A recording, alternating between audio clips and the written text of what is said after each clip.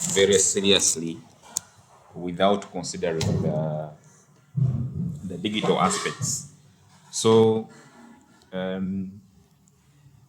generally, whether you are going to be a farmer, whether you're going to be a clinician, uh, managing patients, whether you're going to be a healthcare manager, reproductive health officer, public health person, you you cannot avoid uh, understanding dynamics to do with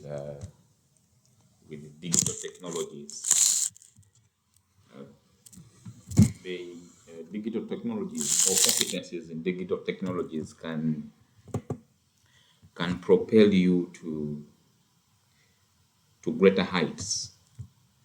Yet I see the people that I interact with, young people like you don't seem to understand that that is the era we are in. We are in the era of digital technology, and that you should really learn these skills and apply them. I really don't understand why, but these things you you are in the digital age. All of you are in the digital age, so you should be familiar with digital technologies. Whether you're even managing a small clinic, if you're managing a small clinic in your village and you don't have you have never thought about how you can use digital technologies in your small clinic in the village, I still worry about you because there is a lot of potential in digital technologies that you can leverage. So that is an angle from which I make this presentation. I want to create awareness amongst you to make sure that you really understand these dynamics. You understand what it means to be in a digital generation. What are the opportunities? What are the challenges? What are the regulatory frameworks? And how can you use these digital technologies in your professional life? So that's basically what you're going to talk about. So technology is shifting the way we are doing things. We are not supposed to be doing things the same way, like what our parents used to do. So there is a dramatic shift in how operations in different industries are being transformed by technology. So that's the same thing with healthcare industry. With the healthcare industry, the adoption of technology is very high. Yet the reality on ground in our country is that we have not adopted technology in managing our healthcare organizations. Yet technology allows us to create an avenue through which we can engage and reach our customers. We can use a number of platforms or channels to make sure that we communicate in an interactive and convenient way where we can reach any corner of the country as long as there is connectivity. So when we talk about digital marketing in healthcare or in any other industry, we are basically referring to how digital channels, technologies, and strategies can be used to promote products, whether healthcare products, whether reproductive health products, products and services, or whether you have an organization that you want to strategically position and brand such that it has what we call a digital footprint or digital presence. So we have a number of activities that we can do in this area. We have online advertising, we have social media marketing, email marketing, content marketing, and then search engine optimization. These are some of the few things that we are going to talk about. So the basics first. Much of the digital interactions that people have are on search engines. When we talk about search engines, we refer to things like Google, where if you want to say, let us say, if you want to know about South Sudan, you rush to Google and search. So Google is a search engine. Okay, you can also go to Yahoo. You can also go to Bing. Those are the most common search engines.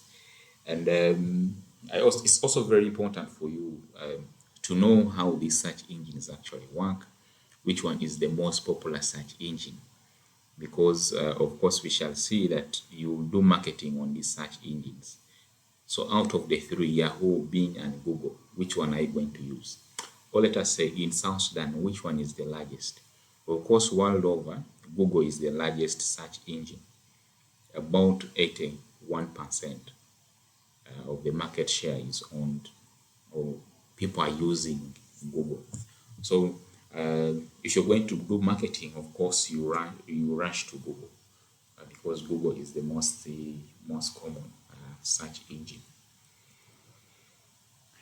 Marketing is different these days. In one of our first presentations, we looked at what we call traditional marketing, and then marketing in the new world, which is basically the digital age.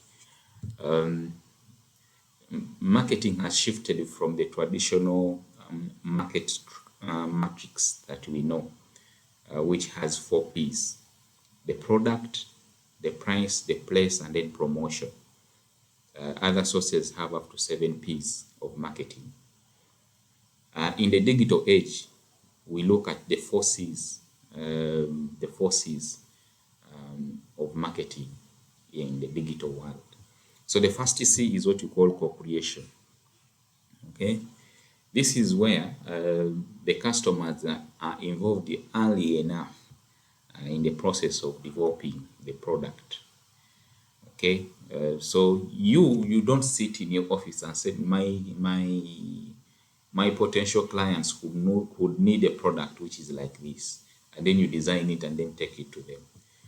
That is not how it works in this generation. This generation, you basically think of an idea, develop it, not even develop it, design it, have a prototype, and then engage the customers, the people who are going to use your product, to give you input in how the product should be designed. That is co-creation.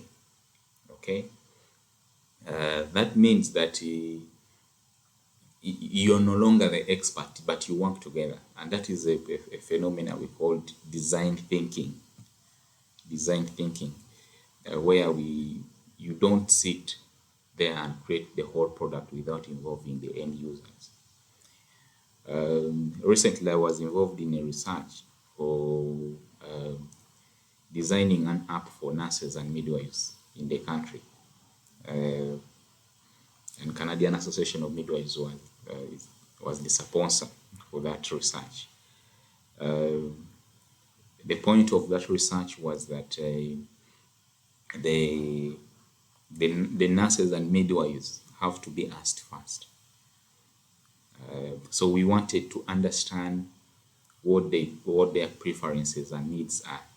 So we gathered data on what mobile phones they are having. Is it Android or iOS?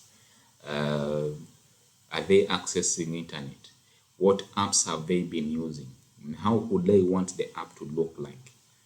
How, if they are going to spend money on the app, how much are they willing to spend per month to use the app? Okay, so that is what we call co-creation, is that the consumers have a say, or the end users have a say in the design of the product. And then the other C is what we call currency. This is basically concerned with the pricing strategies, that you see you don't have a fixed price, but the pricing is basically very dynamic. where you can adjust the prices of the product or service depending on the market demand and capacity utilizations. Okay, and then the other C is communal activation. This is another unique field where you don't necessarily have to own the product. You don't necessarily to own the product or even the service, but you get other people to use. You get the clients being actually almost like business owners within the business that you're owning. I hope you understand that. Let me use the example of Uber. Uber is like what we see with could be like what you see with Rubber here in Juba. I hope I'm pronouncing it well. It is it's where you register your car with the main company, and then you can now access Uber's platform to be able to transport people wherever they want, and then they pay you money. And then I think there is also a commission that you pay to Uber. Okay, that is what we call communal activation. I hope you have understood that. It's also like what we call Airbnb.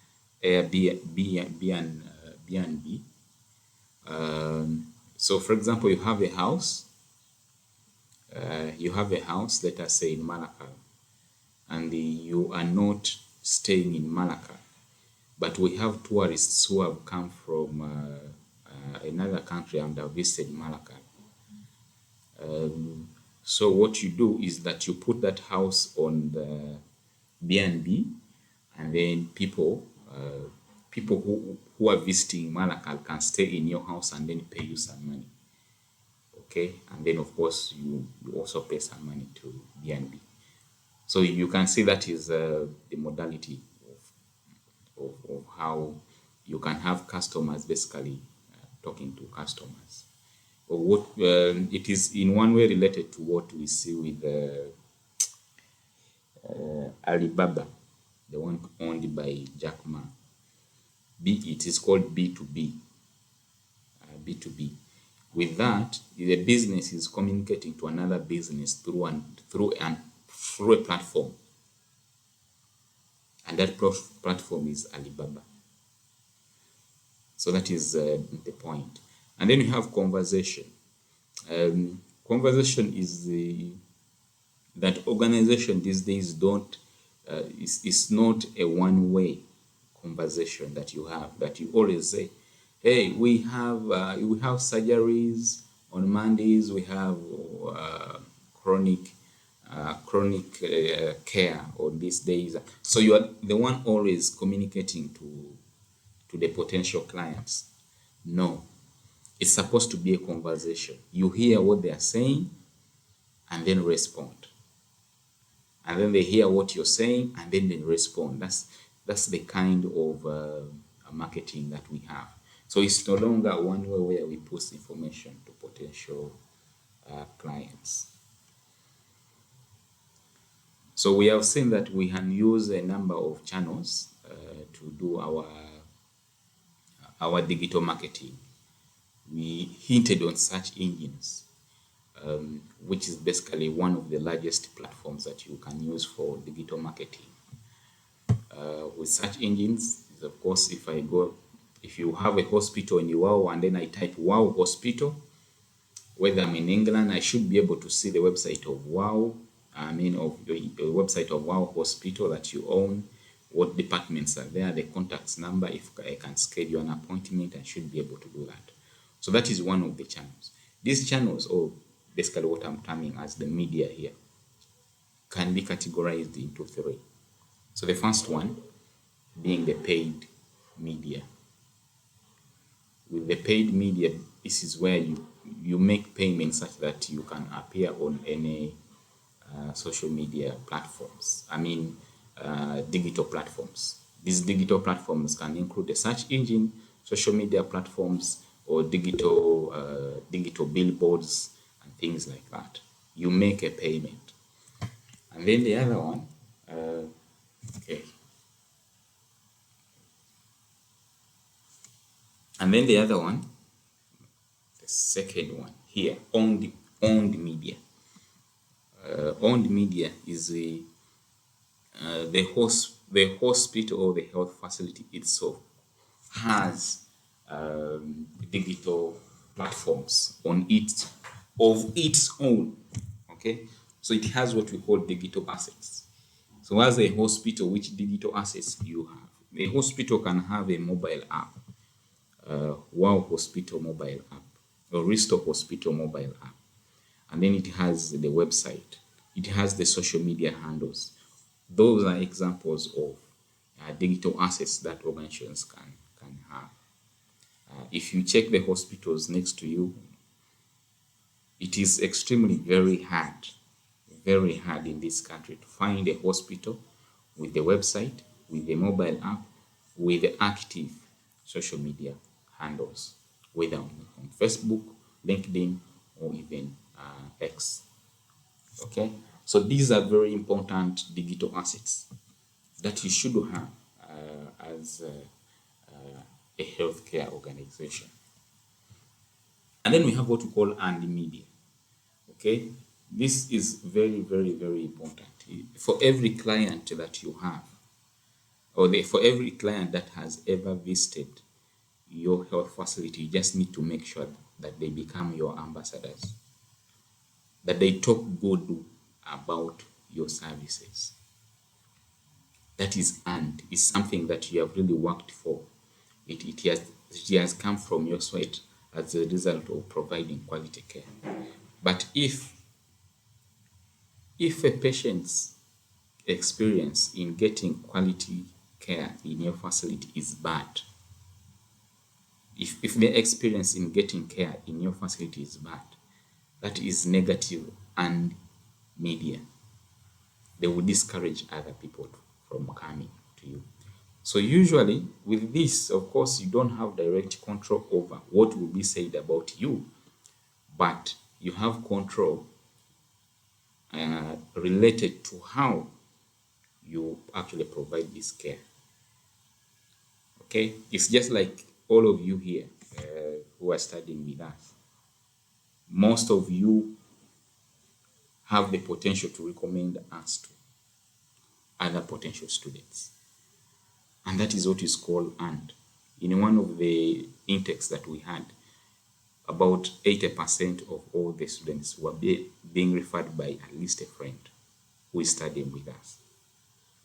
Okay, so that is what we call earned media. So it can be by word of mouth, it can be by share. When we post something nice on our social media platforms, people like, people share, and people comment. That is earned media. It's like it gives us a mileage. The moment when we post, when we make a post, and then we have people liking the post, the reach, which we call which is one of the metrics in social media, is the reach increases. That is, the number of people who see our post actually increases. So it can move from 1,000 to 2,000 just by one person sharing. And all of you who are actually here, you should take this opportunity to encourage you to do this. Some of you have not liked our social media platforms. You have not liked our Facebook page. You're not on X. You have not liked, followed our X handle, which is formerly Twitter. You have not subscribed to our YouTube channel. Okay, make sure you do these things, because these things allow us to grow as an institution. The more you like our Facebook posts, the more reach we have, the more we become very prominent in the digital world. So let's start with the website.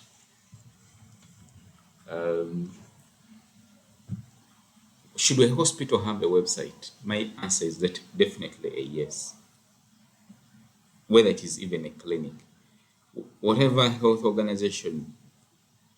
You see, all these NGOs that are operating in South Sudan, international NGOs, are having websites. You go to MSF. MSF has a website that is specific for South Sudan, but of course, MSF is an international organization. So you can see that the fact that these organizations go as far as making sure that there is a website that is very specific for it in the country where they are operating is very, very important. You go to national NGOs and they don't have websites. So how, what is that? I ask myself that question. Why can't you have a website? How strategic are you positioning yourself? A website, to make a website currently in South Sudan, if you get someone to design it for you, it is $200. But you can get someone who can design it for $100. Okay? Basically, simple, basic design. Even you yourself, those who are listening to me, you can design a website. If you decide today that I want to learn how to design a website, you can do that. And then it becomes one of the skills that you actually have. That I can design a website, I can maintain it, I can do a lot of things. Not necessarily going to class that I'm going to study website design. It's something that you can really learn, and in very few seconds you can master it. So website is very, very important. It portrays you as, in a context where we don't have hospitals with websites, it puts you as on another level. Okay, you have that competitive edge, because one, your website will be accessed by anyone who is not in South Sudan. So, for example, if I'm staying in Juba and I'm a health worker, okay, I want to move away from Juba. I want a quiet place where I can I can do gardening and take care of my take my family to a rural place. Let us say Malakal. One thing that I can think about is, if I go to Malakal, can I find a professional workplace? Because one, I want to move from Juba, which is disorganized, which is noisy, I want an environment which is quiet, living with nature, but I also need to still have that work as a clinic officer or as a doctor. So how will I know that there is a hospital that I can check and see if they have a vacancy, such that when I shift, I know that there is a job opportunity in this hospital. Okay, so you really never know the motivations that people can have to check out if you have a website. Okay, you really never know. Okay, someone could be having a nice project that they think they want to put that project far away from the capital. But how will they know that you exist? Okay, you see around most of our institutions, even government institutions. Recently, there was a launch. Those of you who follow the political things, there was a launch in, I think it was Pyramid Hotel, for a website. The website was launched, and yes, that was wastage of money, as simple as that. The website can be built by, like I said, $100 or $200 is a basic one. For a complicated website, it can go to thousands of US dollars. But if you build a website of 2,000 US dollars, and then you launch it, and during the launch you spend more than 100,000 US dollars during the launch, that is wastage of resources. Okay, so the website is extremely, very, very, very important. What are the key things that you need to look at when you're building this website? It has to be responsive. When we talk about a responsive website, what we mean is that if I get my smartphone and then I go to restoreinstitute.org, I should easily see the content. It should be the same way if I go to my laptop and put restoreinstitute.org. If I put restoreinstitute.org on my mobile phone, and then I have to struggle making sure that I see all the parts or navigate the website, then that is not a responsive website. Okay, so make sure that you have a responsive website. If you have that, it means that you only have one website that can be accessed on a mobile phone with ease, and also on a laptop with ease. Okay, so it minimizes issues to do with making sure you zoom in and zoom out, scrolling and things like that. It also makes it very easy to use. That is basically navigation. Knowing where you can log in, knowing where you can get your courses, knowing where you can do all those things. A website increases your visibility and also increases your reach on Google. Look at Google as land. Look as Google as land. Everybody is working to make sure that they get land or plot, because it's a main resource. It's capital. Everyone looks for it. Now, Google is basically like land. Everyone wants to be organized on that place, in that sphere. You need to have that space. Okay, so it's like you having a hospital, but you don't have a plot on the digital landscape. Okay, so having a website increases your visibility and having that reach on Google. Make sure that, of course, I stated that, make sure that your website is well designed to enhance people's experience when using different devices. For a hospital website, the things that shouldn't miss there is that, one, if someone wants to book an appointment, they should be able to book an appointment online. It's just like the way we book for air flights. Air tickets. Okay, we book them here, even make the payment online, and then we just go at the time when our flight when check-in is about, and then we go and pick it and then go. So the same way, if you're going to make an appointment with a dentist, you can make it through the website. You don't necessarily have to go to the hospital, and then you reach the hospital. They tell you, the dentist is available on Mondays.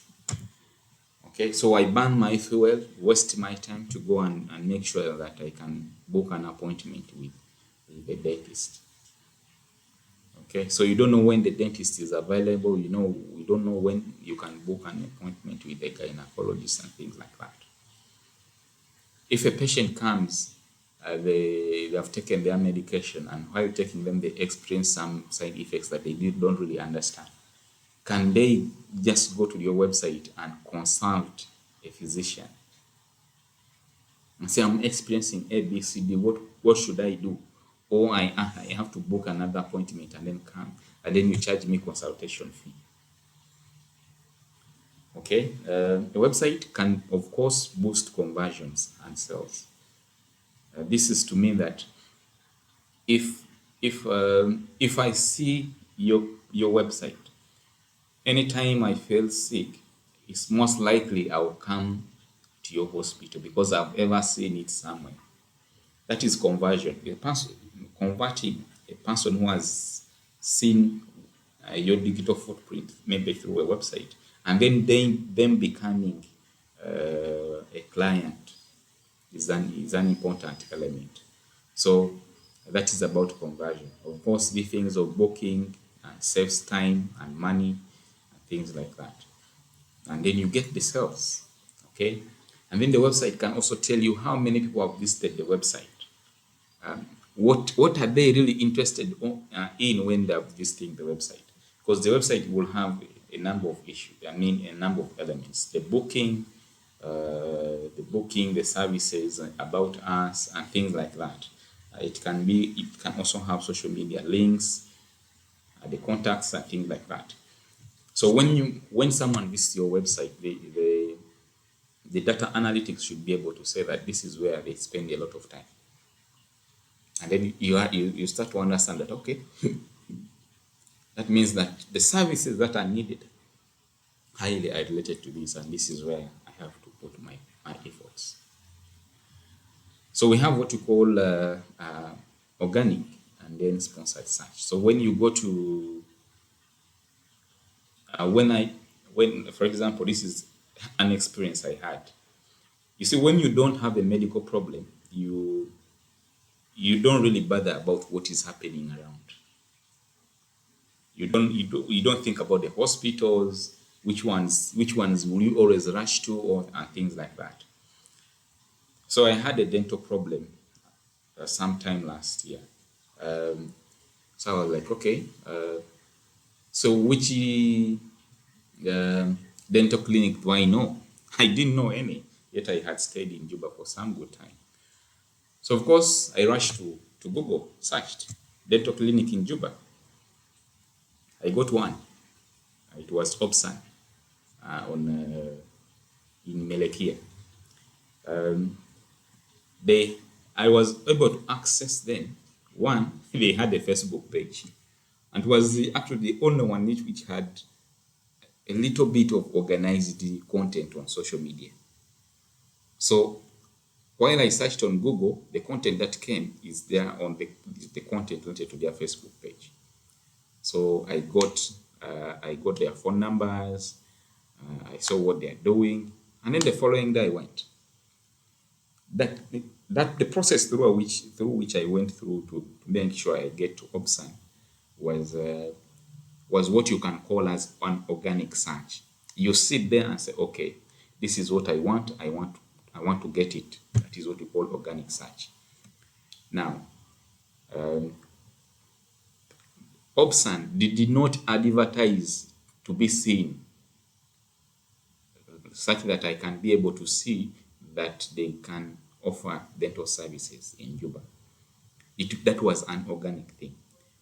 Another organization can have sponsored search or sponsored content on Google, such that when I search something to do with dental clinic in Juba, even if you try it now, dental clinic in Juba, you see that none of the content that comes about a dental clinic in Juba is actually sponsored.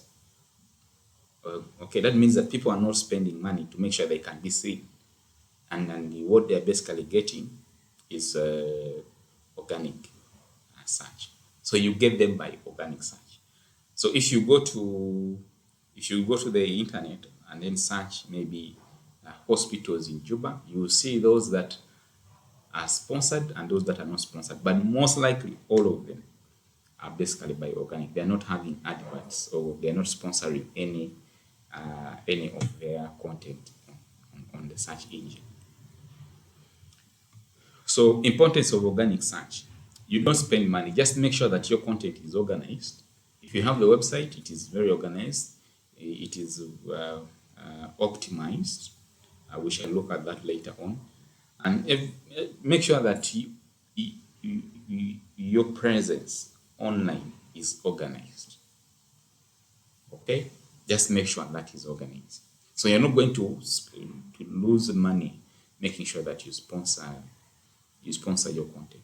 So it is it's a cost-effective way. You're not making payment to anyone. Just make sure that your website is well and good.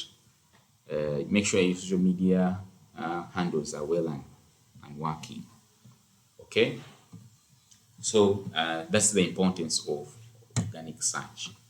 Of course, if you have your content well optimized, it means that it is very easy for people to go to your website. And we shall look at these elements later. How do you make sure that people actually go to your website? Such that when they type dental clinic in Juba, you are the first person. Your website is the first to be seen. Because for me, I want to see a dental clinic, and I won't waste time scrolling downwards to see dental clinic number 10. I'm interested in the first and second. I will make a decision whether to go to the first clinic or the second one. So you need to make sure that your rankings are higher. And how do you enhance that higher ranking? To enhance visibility and credibility. It's a very important factor that you really need to think about. So one of the things that you actually need to do is what you call search engine optimization. It's just looking at it in a broader way. Is you are in the market. Everyone on Google is basically on the market. They want to be seen. There's competition. So how do you make sure that you want to be seen? So you can do what you call search engine optimization. Uh, it involves a number of techniques of making sure that you can be seen. It's just like when you're going to a party. If you're interested in being known that you have actually attended this party, there are certain things that you need to do to make sure that everyone recognizes that you are present. Okay, so it's the same thing on the internet. You need to make sure that your hospital can be seen. It can be seen. So you need to deploy a search engine optimization strategy. It's a long-term process. So, for example, it involves in making sure that you make content that is related to your industry. It is related to making sure that your links are working extremely very well. Making sure that your website is very very organized, because Google has what you call algorithms. That is to say that there is a way they filter the different websites, different content online. Because they don't want a person. I go to Google, I'm looking for a dental clinic in Juba, and then I'm struggling to get it. No. Google wants to make sure that everything is easy for me who's visiting.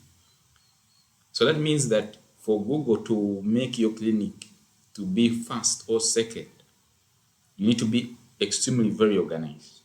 I'm using that term, organized, to mean that your content should be on point, your links should be working, you should be sharing content that is very relevant, and it should contain really the content that is actually needed. Okay, if your website does not have anything to do that is to do with that it is indicated it is located in Juba. If I search dental clinic in Juba and there's nothing in your website that says it is in Juba, it will not appear there. Google will not recognize that it is actually your clinic is in Juba. So that's the very important. So this is search engine optimization is a longer process that you really need to deploy someone to achieve this strategy for you. It's not like you have to click yes, search engine optimization has been achieved. No.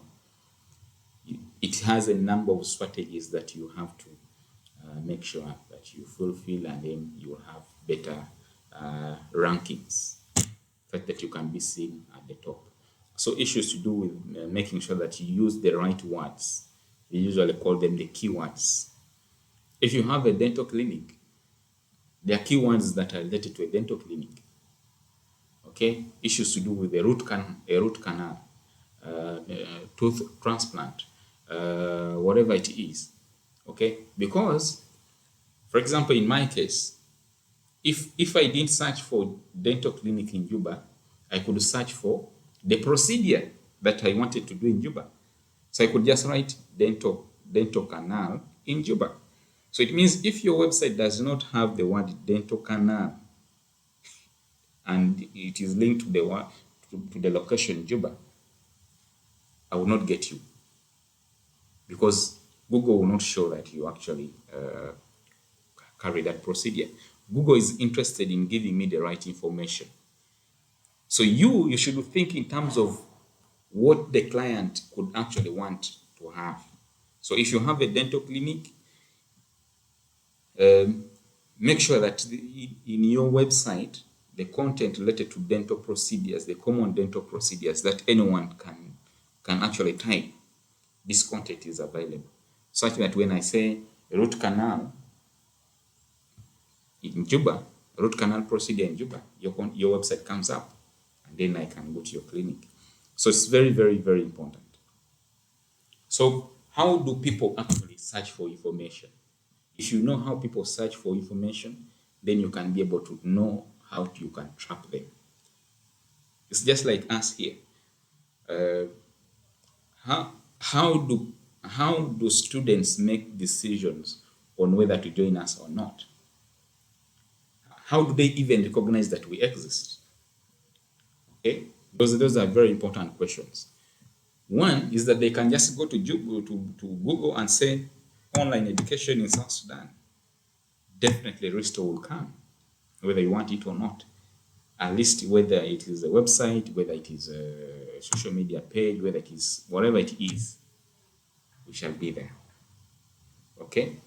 So you need to know that you need to anticipate what people can actually search for. If you anticipate, then you can be able to lay the right strategy. Okay?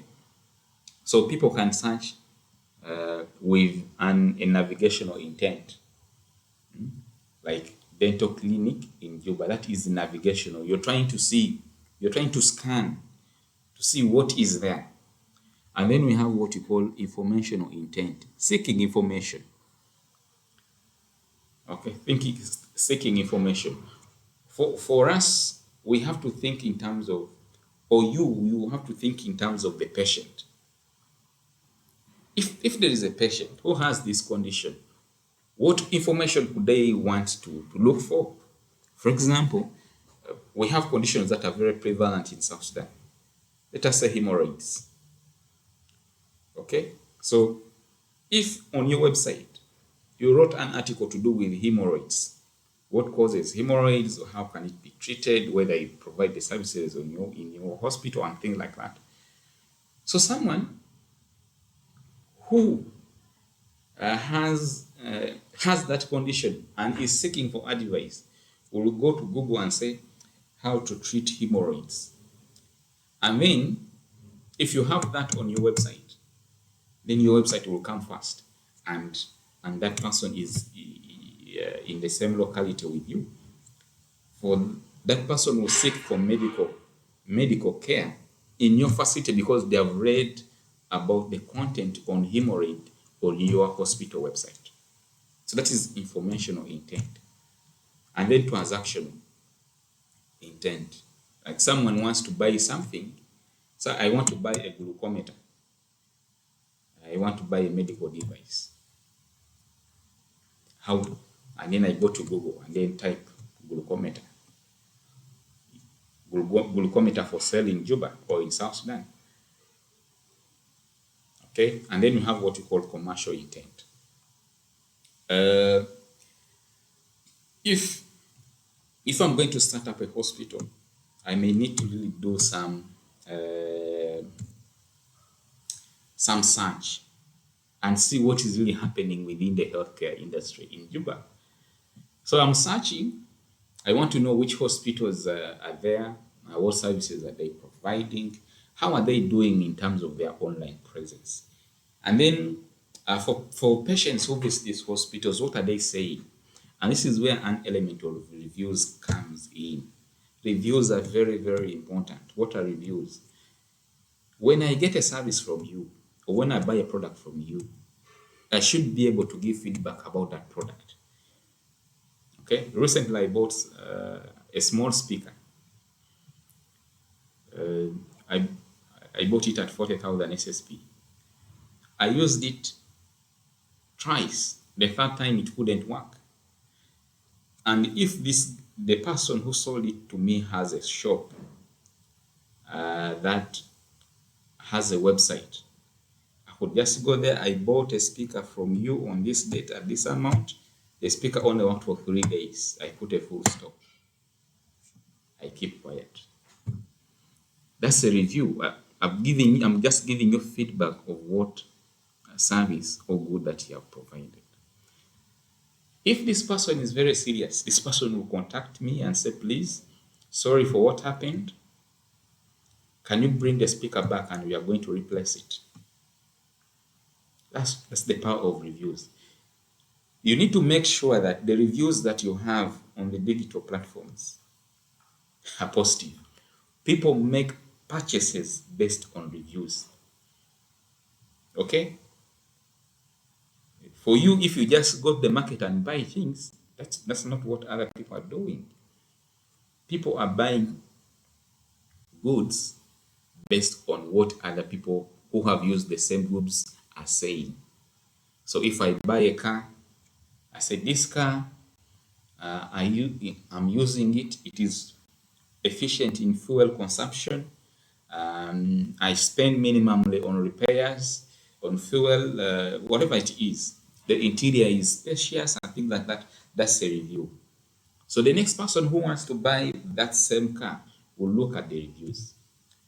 So if you're buying anything online, make sure you check the reviews. What are people saying about the product? Okay. So if a patient comes and is treated for a given condition, make sure you get a review. Get a review. Ask them to give you a review. Okay. So these reviews can be on the website. Okay.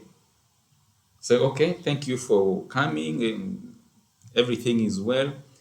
Our website is here. You can give us a review. Okay. So those reviews are given rankings. Overall, there is an overall for all the reviews. Like out of 10, this hospital is having 4. The moment I see that, I know this hospital is doing well. Okay, those are rankings that are associated with reviews. So be very, very critical in making sure that you have this feedback. It's the same thing that we actually use even here. When the semester ends, we want you to give us feedback, and such that we can see where we're moving, whether it is in the right direction, or there are things that that are not moving in the right direction, just that we can be able to change. So make sure that you have a section on these things, on the reviews, on feedback, and things like that. Have this strategy in place. Things don't happen in business. Things don't happen by accident. There should be a plan, a strategy that you have put in place such that you can convert potential visitors on the website to the real clients. So that is where you need to think about whether you need to do organic, whether you need to make sure that you have content that can generate organic clicks, or you basically need to sponsor the links. Okay, or you need to use the right words to market your products. Okay, I think I've explained that. Another element that you can really think about is advertising on Google. When you search on Google, Google will give you the links. There are those links that are sponsored, and there are those links that are very organic. So for example, if you type online bachelor's in public health, if you search in Google, Google will bring you the list of sponsored content. That the word sponsored will appear there. Now, the organization which has sponsored that content can choose to make sure that they pay Google by the number of clicks that are made on the link. So even if you see the link to the university offering an online bachelor's in public health, and you have not clicked on it, that university is not going to pay. But the moment you click on it, the university will pay. Okay? But also additionally, when you click on it, the website may ask you for your email and name, such that they can send you promotional content. The moment you put that in, then email marketing now comes in, which is another strategy of marketing. Okay, so you can see that a sponsored content on the search engine is linked to email marketing, and that is basically the link. Alternatively, when you do this search, when you do this search, you search for online bachelors in public health. Google knows who you are. Google knows who you are, and because already you are signed into your Google account on your browser. So Google knows, okay, this person is actually interested in a bachelor's of public health. And then there are organizations which have sponsored their content on Google, and it is related to an online bachelor's in public health. That means that when Google is running the adverts on behalf of that university, they know that it is you who looked for online bachelors in public health, and they will be bombarding you with adverts related to online bachelors in public health. It's the same thing with Facebook. When you're on Facebook, as you're scrolling, then you see a nice a post which is actually sponsored, and then you spend some time there looking at this post. The next time you scroll your screen, your feed, you will see more and more adverts related to what you had spent time looking at. And this comes as a result of algorithms that you actually have. So if you pay, if you sponsor your content online, and then the method of payment is if you click on the link, and then the organization that has sponsored now needs to make payment for that platform. That is what we call pay-per-click, which is basically PPC. This is a little bit more advanced. Searching the internet does not necessarily mean you to write the words there. You can just basically use your voice and say, this is what I want Google to search for me. That is a voice search. But also for you to make sure that your organization is well strategically placed. If someone uses the voice, you have to do what you call voice search optimization. Okay, which is basically related to what we saw earlier on. Email marketing, I've really explained that. I said that when you search on your browser, Google gets information, and then Google can send you adverts to your Gmail. Gmail has folders for promotions. If you check your Gmail app, you see that there is a folder for promotions and socials. So you'll see adverts being pushed to your email inbox, and then you see what to do with that. Okay, so when you run what we call Google Ads, one of the ways in which those ads run is through email marketing. Another very important aspect is what we call content marketing. This is, for example, what I explained with a patient having hemorrhoids.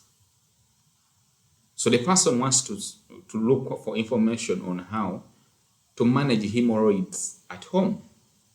So if your website is organized and you think upfront, because you're the healthcare manager, you think the organization needs to be strategically placed on the internet, and there should be content about the services that we provide. So let us write content related to the common diseases that people can really search for. Then you choose the topics, hemorrhoids, how do you get pregnant? If you get pregnant, what do you need to eat? Those simple topics are extremely very important. Extremely very important. I can't overemphasize that. They are not for jokes.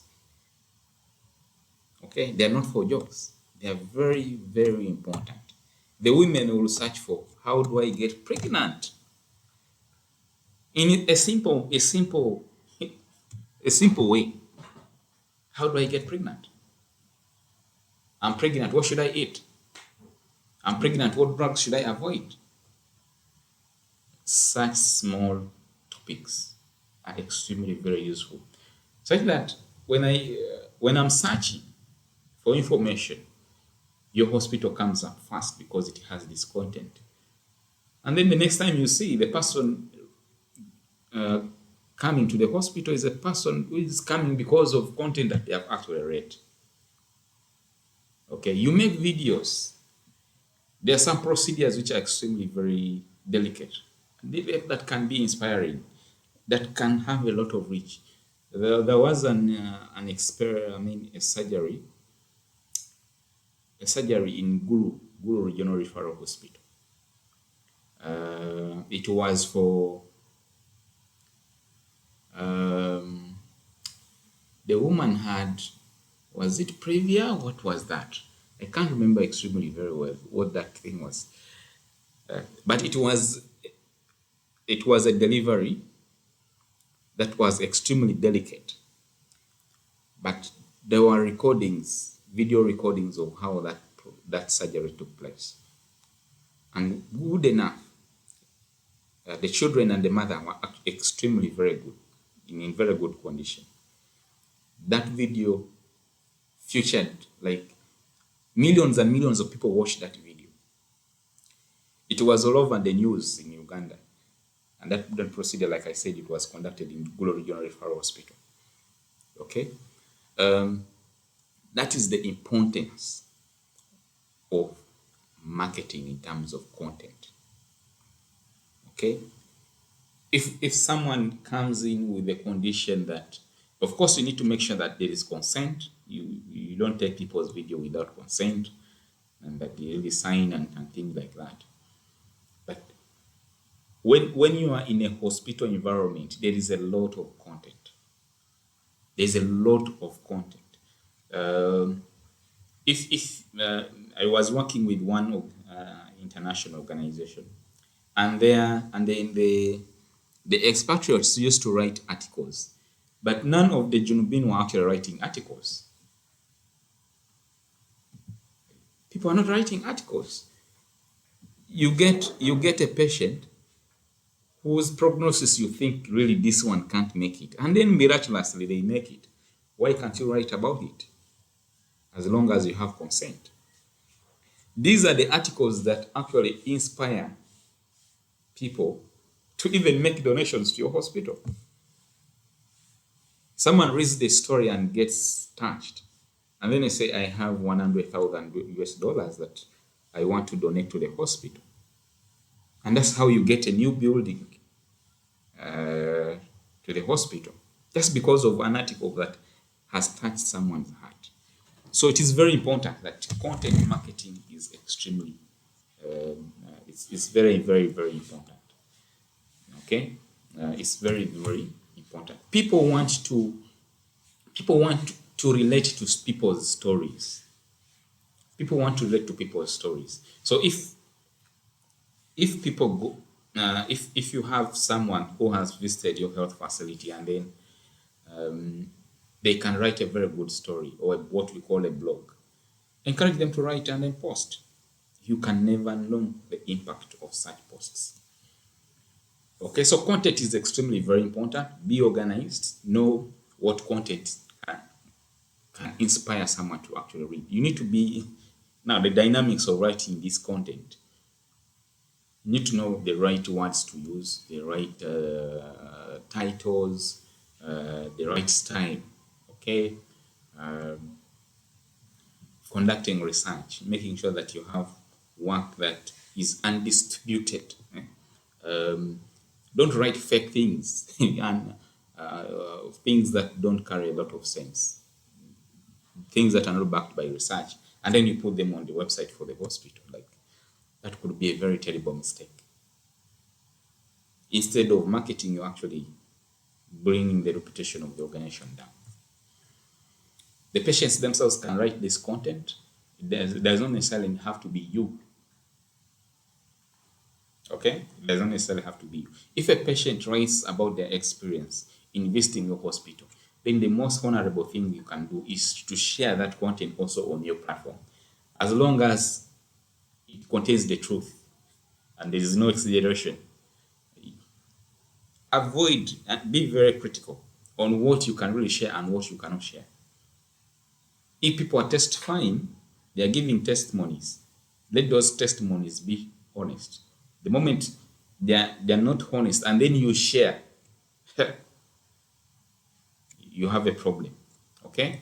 So the patients can write their own content, and then you can amplify that by sharing on your different platforms. Storytelling is the norm. Storytelling is the norm. The reason as why I say that is because people connect to people's stories. So storytelling is a skill that all of you actually need to master. Storytelling is a skill.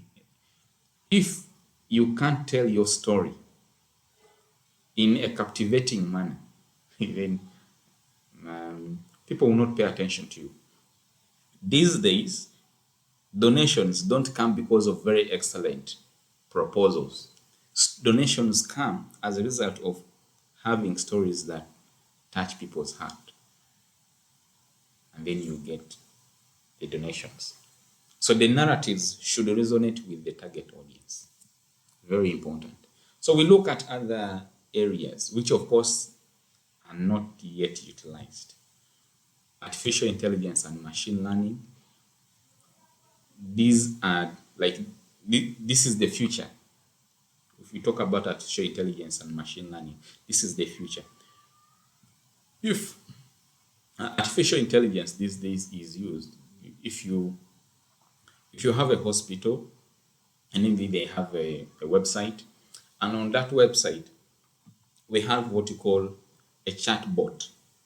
A chatbot is an AI application that can answer any question that you ask it.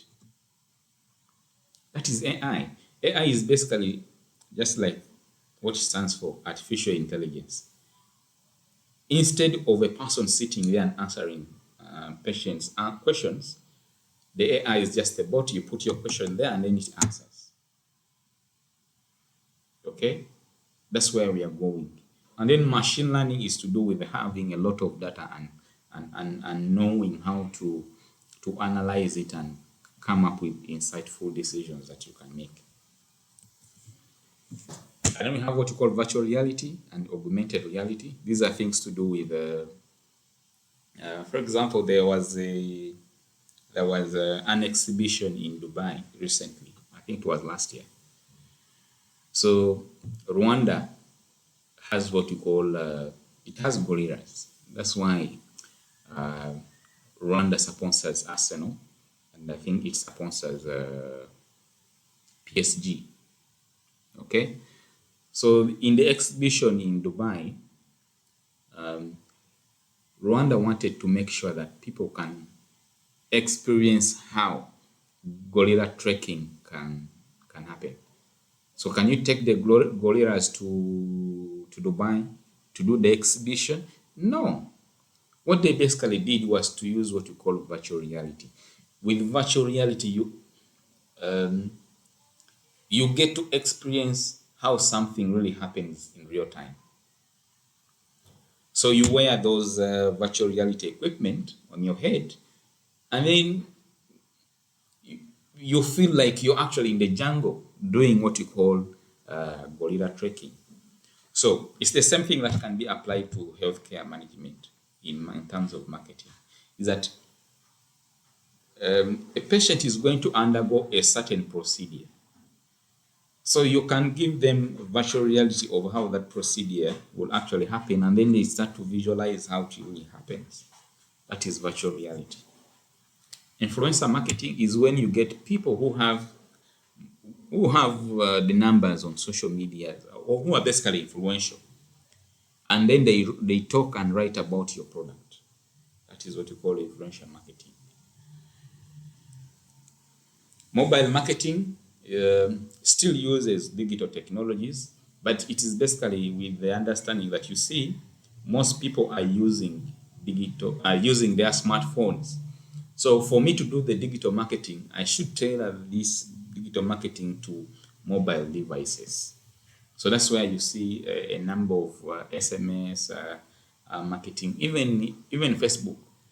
When you run adverts on Facebook, it will tell you whether you should run them on mobile phones or on Facebook generally, whether it is on mobile phones or laptops or other gadgets. Now, there are a lot of benefits of digital technologies in marketing or in healthcare, but of course, most organizations have not really utilized these technologies. Why? Because they don't really understand these dynamics. So there is there are low levels of digital literacy, and of course, some of these things are not regulated in our country, and the people who can really know the things are not very many. Okay, and for these things to happen, there's need to invest a lot in terms of internet access, electricity, and telecom. Some places don't actually have even telecom network. They don't have that. So those are the issues that we have there. But of course, even with those challenges, the world is moving forward. People are making sure that their decisions for what kind of marketing they have to use is made based on data. Okay, so it means that as an organization, if you have clients visiting your facility, you need to make sure that at least you collect some data that you can use in what you call tailored marketing or market segmentation, such that you can analyze this data and come up with decisions on marketing and how you can personalize marketing messages and have target specific markets. So data is extremely very important. For every campaign that you run, you might need to have what we call the KPIs, but the key performance indicators, such that you can be able to know whether your advert is actually successful or not. So we don't just spend money on advertising. We need to know what is the impact, what are the key metrics. So we look at the number of visits to the website, the number of clients who have come because of the digital marketing strategy, the number of people who like our Facebook pages, the number of engagements, and things like that. Those are the key performance indicators. So they provide us with the insights on whether there is need to invest more or not. They also provide that insight on the conversion rates. The people who have seen our content, are they coming or they're not? And if we have already established patients, can they use our digital platforms or channels to engage with us or not? So those are very, very vital. We can use these platforms for a number of ways, of course, patient education, creating awareness, and things like that. Partnerships also can be as a result of these digital technologies in marketing. Making sure that the patient is having the best experience in our health facilities using these digital strategies. Testimonies and success stories are very important. I think I will end here. Unless there are questions.